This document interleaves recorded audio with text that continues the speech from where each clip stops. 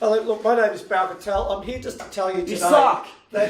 Look, thank you very much. Look, this is the issue that I want to talk to today about communication, that we're just not communicating together and not really listening to each other. And what I'm really wanting to say is that we need to start listening to each other rather than just having our own private little argument. Why would we have to listen to you? Look, that's a really good question, because what we've got to do is really start to hear each other and to stop this idea of thinking of one-upmanship with each other.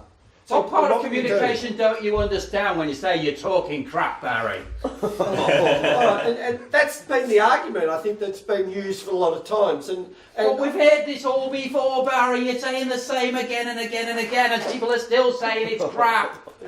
And that's the issue that we don't. I don't understand exactly what you're saying, but I do understand that what we have to do is get men and women to really start communicating together. Communication, the ability to be able to actually understand what somebody is trying to say to you. So by you saying that you don't actually understand what that person was saying, you're negating the fact that you're trying to create more communication. You know what you're talking about.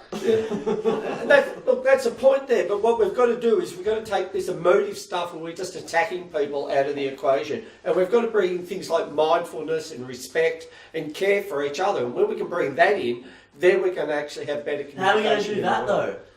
And I think the number one thing of that is to learn to listen to each other more rather than just trying to talk. We've been listening and we've been listening. We're getting the same stuff all the time. What's this mindfulness? Have you been talking to your yogi this morning? What's going on? Yeah. I'm a really good listener. So mindfulness to me is about coming back to heart space. You know, how you feeling rather than just head space. Because sometimes. So why would I listen to you? And I think what I've got to say is just as important, not more important, but just as important as everyone else. And Barry, when are you going to start listening to other people's views and maybe being a little bit more flexible around these things? And that's been part of my role now, is actually helping people with that. So if you want to come along, for you, yeah. Well, it's been an interesting process as we work with people and help them, and I can really see where you're coming from, and I think that's one view. The other view, of course, well, that's one is in 2005 you drove past a hitchhiker. You didn't help them. You didn't drive a hitchhiker. You drove past them. 2005. What about 2005, Barry? You drove past that hitchhiker. Yeah, and I think it's really important that we have safety protocols and set clear boundaries here so that we're not endangering each other, because do as I say, not as I do. It's actually illegal to pick up hitchhikers, and I hope you realise that, and I've always tried to stay within those boundaries. As I was talking about, though, that communication is really important, that we start really communicating with each other more from a heart space rather than just from head space. And I think if we can do that, then we're going to make a change in the world. Thank you.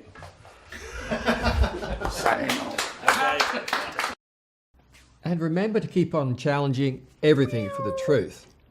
I've spent my entire life doing that and would like to share some of my discoveries with you. Whether you're an atheist or believe in a higher power, my book on God is sure to get you thinking. And part and parcel of spirituality is learning how to work with your unconscious mind, such that you can quieten the mind and get yourself to sleep when you need to.